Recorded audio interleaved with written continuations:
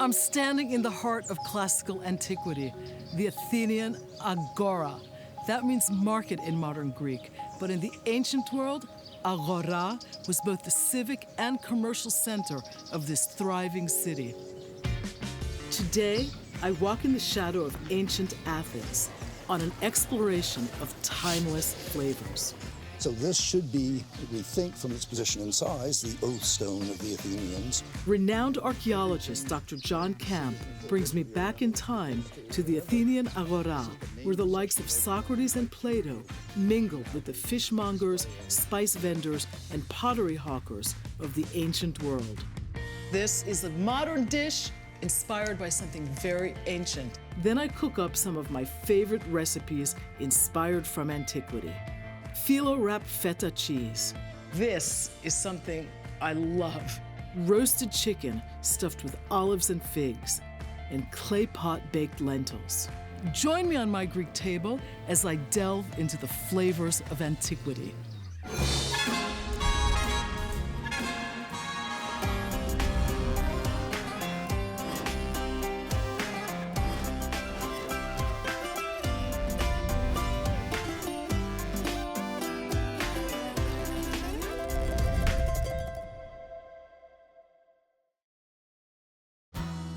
One of the most endearing aspects of Greek cuisine, and arguably one of its greatest attributes, is the fact that the palette of ingredients has remained largely unchanged for millennia. Olive oil, wine, grains, and honey, to name but a few, are as much a part of the contemporary Greek larder as they were even before the first Olympic Games. The ancient Greeks achieved a high level of culinary sophistication, moving from the embrace of simplicity to one in which the provenance of foodstuffs became ever more important and recipes more complex, as Athens and other city-states expanded, colonized, and grew. The ancient Athenian Agora, the epicenter of ancient Greek democracy, commerce, and culture. Dr. John Camp is the director of Agora excavations at the American School of Classical Studies at Athens. He has been studying the Agora since 1966, unearthing artifacts of ancient life once thought lost to time. What was happening in the Agora? It was a civic center, from what I've understood, from what I've read. It was, yep. It was a market, yep, as is the word in Greek today, Agora. Yep. But I understand that it was also much more than that. It's multifunctional. You've got a big open square, so it can be athletic contests, military drill, it can be elections. Anytime you want to get all the Athenians together in a single place, you have this great square. And how many people would be here on a given day? We don't know the population of Athens. I would think in the tens of thousands. Tens of thousands in this market, in this and Agora. in the adjacent buildings. In the adjacent buildings, huh? All around, sure. I don't know why, I just assumed it was a few hundred. Yeah, well, you may be right. Population studies are the hardest. How large is the entire Agora area? The whole Agora is probably 12 to 15 acres. Okay. It's a fairly substantial area. And were there hawkers all over the Agora? I would imagine so. And what sorts of foods would they be selling here, or wines, or other Pretty much everything you can imagine. A full range of fruits and vegetables, bread, cheeses, leeks, some fish, some meat. Olives. Olives, certainly. Olive oil. Yep, all sorts of oils, all sorts of wines from all over the Eastern Mediterranean. Feta cheese wrapped in filo, drizzled with a little honey. That is a modern dish inspired by something very ancient, the cheese pies that Greeks were eating 2,500 years ago. The first thing I want to do is unwrap my filo. I'm going to cut this into 2 strips. This is really nice and fresh filo. Remember to keep it covered, to keep it from drying out. A little bit of olive oil to lubricate between the strips. What you're most interested in is the edges, and a little bit in the center. Get my next strip on top. You know, the idea of wrapped food might seem somehow very, very contemporary, but in fact, it's one of the most ancient techniques. And the Greeks used to love to wrap their food, especially in leaves. You want to fold in your edges. It's very simple. You can also do this in other shapes if you like, into cigars or triangles. Get a little bit of olive oil on the back side so that it stays nice and sealed. And I'm ready to make my next one. Some scholars believe that filo was actually invented by the Ottoman Turks coming down from the Mongolian steppe. Certainly the Ottomans spread the art of filo dough through their empire. Something to remember, real Greek feta is a sheep's milk cheese or partly sheep and goat, depending on the time of year that it's made.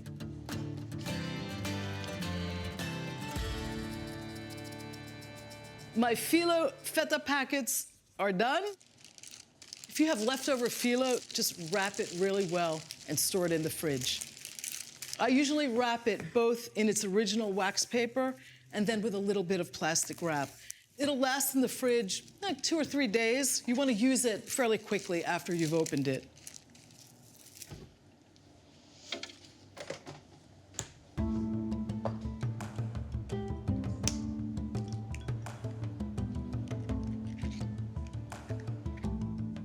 Just a light whisk on that.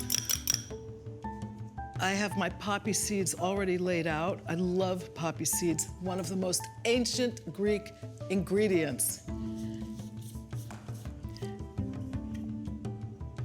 Just want to press that in a little bit.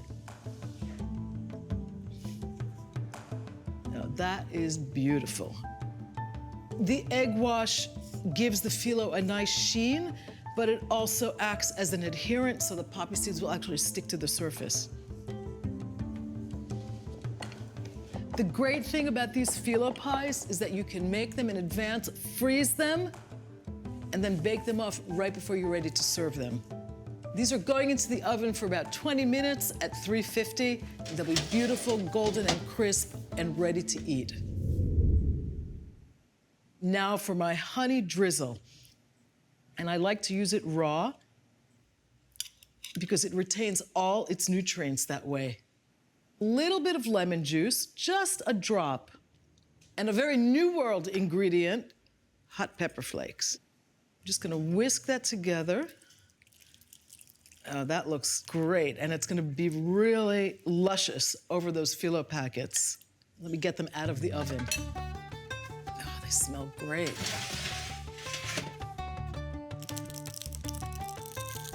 Got the crackle. Beautiful, look at that.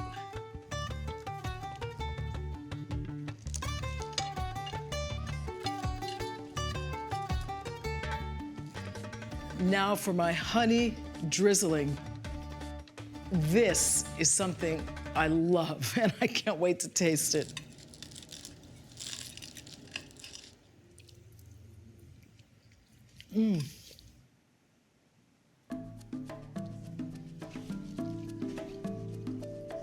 There's a lot going on here. It's very complex, even for something that has so few ingredients. I get that beautiful brininess, the saltiness of the feta. It's kind of tempered by the mildness of the filo and the crunch. The poppy seed adds this earthiness almost to it. The honey brings everything together, and those hot pepper flakes just spike it up with a little modern touch. I like to drink a Greek classic dessert wine with this, the Vinsanto from the island of Santorini. It's sweet, it's complex. It stands up to everything that's going on in this dish. Isi Hian. This building here is a reconstruction of a building that originally stood in 150 BC. It's a stoa, it's another colonnaded building with a double row of columns, but behind you have a series of rooms, and those were probably shops. So what you have with the whole thing repeated on the second story is 42 shops on 2 levels under a single roof, so that makes it kind of a mall. And this is the main shopping center of Athens until it was destroyed by northern invaders in 267 AD. I would assume that one needs a fair amount of imagination to piece all these finds together and create a broad sense of what life was like here. What was daily life like?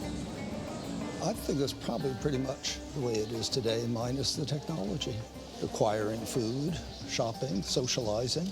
And all of those commodities and those food products would converge here in this area. Here and in later times in the city of Rome, because there was tremendous competition among the Romans for those commodities. Goods. Okay. Yeah. I am making a delicious stuffed chicken recipe, one that I like to think has direct lineage to ancient Greece. Bread cubes and olives are the first things that go into my stuffing. Bread was almost always used in stuffings like this. Anything starchy, basically, to help absorb all the great juices, to stretch the dish a little bit, to make it go a little further, and also to make it look more impressive. Next, I'm adding onions and shallots, raw. Chestnuts also go into this, something that has been around in Greece also for a really long time. The chicken itself has probably been around since around the 6th century BC. And a really famous chef named Apicius actually recorded a recipe for chicken stuffed with olives. Not that much different from what I'm doing here. I love to use figs in savory dishes, one of the most ancient Greek luxury foods. Figs are one of the most ancient sweeteners, along with honey, of course, and raisins. These are going right into my stuffing. And I'm gonna add a little bit of parsley to this. The parsley adds a nice herbaceous quality, but it also adds moisture. Now this needs a little bit of liquid. I like to put fresh orange juice in my fig and olive stuffing.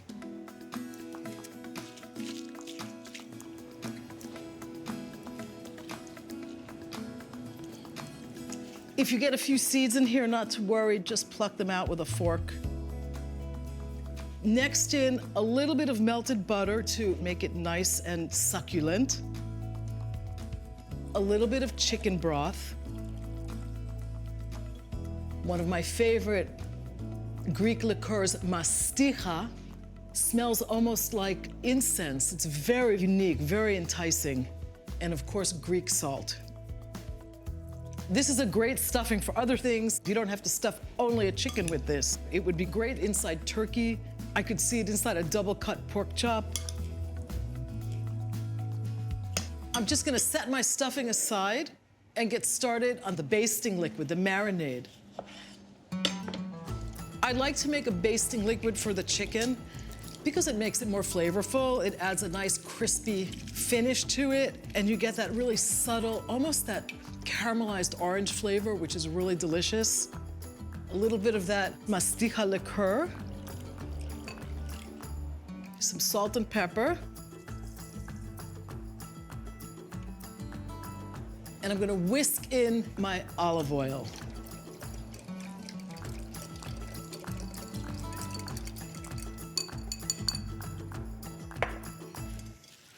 Try to squish some of this stuffing together. It's really nice and moist. Gets a little bit messy, not to worry. I'm gonna stuff it in as far as it will go. If you have a little bit left over, you can bake it off separately. I often do that, maybe add a little bit of liquid to it, like some more chicken broth or some more liqueur. My little bird's ready here. I'm just gonna tie the legs together to hold the stuffing in. And I'm not doing a full truss, just a really simple little bow. I'm basting this generously with my orange olive oil masticha marinade. I'm gonna season it up with salt and pepper. Get it in the oven at 350 for about an hour and a quarter, and baste it about every 15 minutes as it roasts.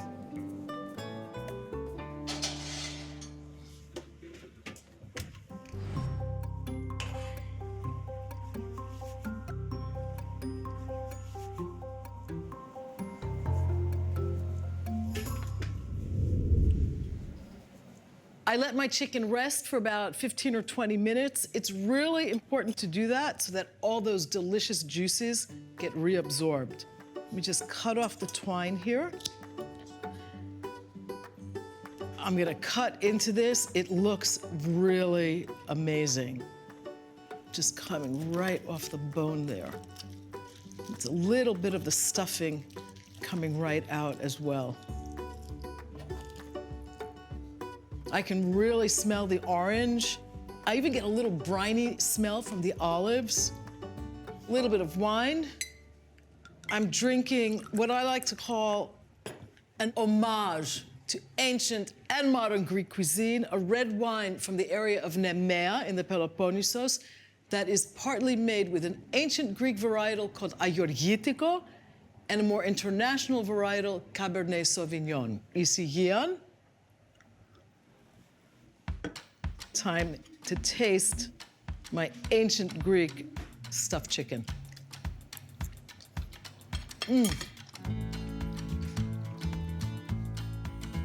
I have just been transported to an ancient Athenian symposium. Those figs were giving this amazing sweetness. The chestnuts just ground the whole thing with this beautiful earthiness, and everything beautifully with the mild flavor of the chicken. This is the taste of history. Where are we, John? Well, this is the upstairs of the museum, and it's all part of the reconstruction. Up here, we have our storerooms. So this is the material that doesn't go on display for the tourists because there's too much of it. How much is too much? 30,000 pieces. Wow. This is the ancient sources about just the Agora. That's all ancient written sources on inscriptions and on texts about what buildings were in the Agora and how they were used. And this is the discussion of the marketplace. So there are references, flour, fish, bread. Pretty much everything you'd expect. Birds, meat, wreaths, flowers, nuts, cheese, fruit, sesame, garlic, onions, cheese, vegetables, and a lot about wine. And what are we looking at here?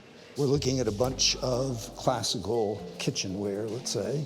So you get a grill here if you wanted to grill a fish, made out of terracotta. This is clay. That's clay, and you clay. just put it on the coals. And there you have one with the raised edges, so you could put souvlaki skewers on them. Oh, I see. This was just a stand. And then you got the handles to move it around. This is a stew pot. You'd fill this with coals. Then you fill this with your lentils, with your stew, whatever. There's still a pot like this in the Aegean called the fufu.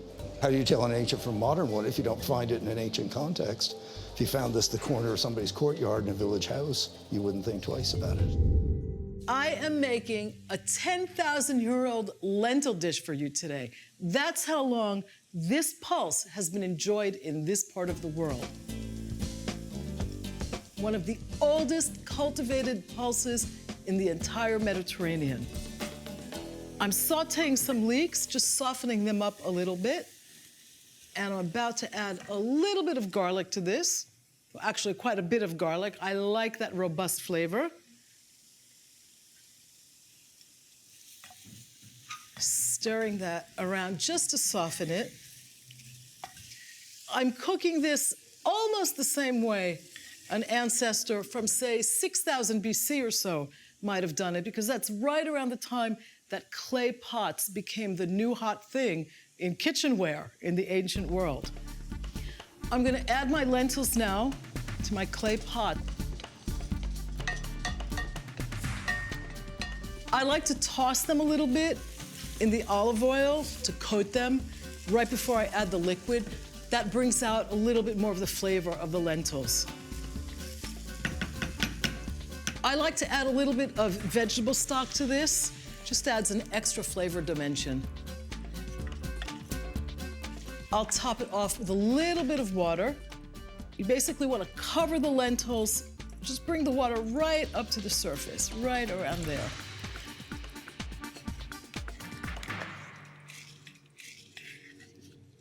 The next thing going into this is a little bit of fresh oregano. I like to use it whole. This is really just going in for flavor. I'm gonna take it out when the lentils are cooked. And 2 bay leaves. a little bit of extra virgin olive oil because it's always good with any kind of pulse. A touch of red wine vinegar.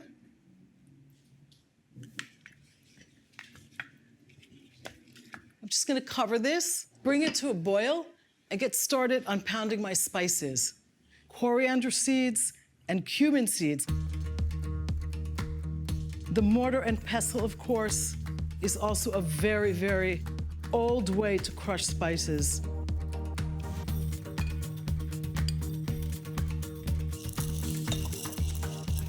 This might not be as efficient as using a spice grinder, but it's much more effective because the slowness of the action really helps release all those wonderful aromas and the essential oils in the seeds. My spices are ground. My lentils should just about be boiling. Indeed they are. And nice and thick.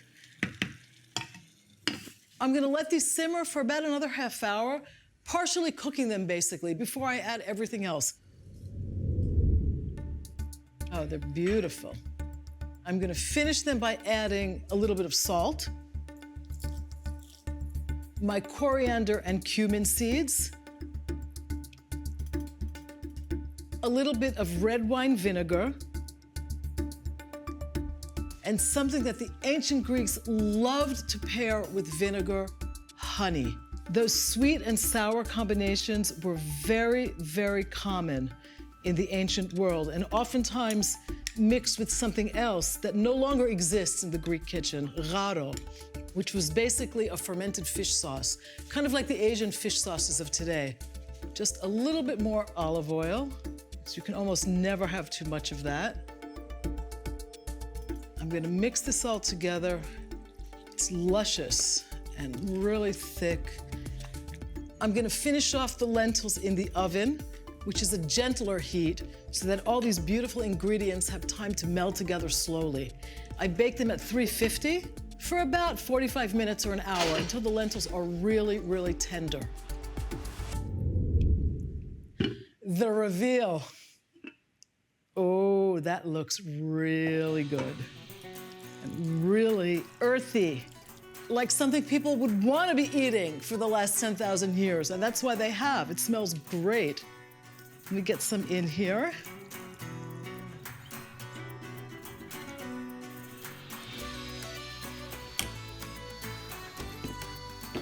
One more thing. This is how we eat lentils today. Just a little bit of raw olive oil right over the top. Whole grain pita bread to go with my ancient lentils.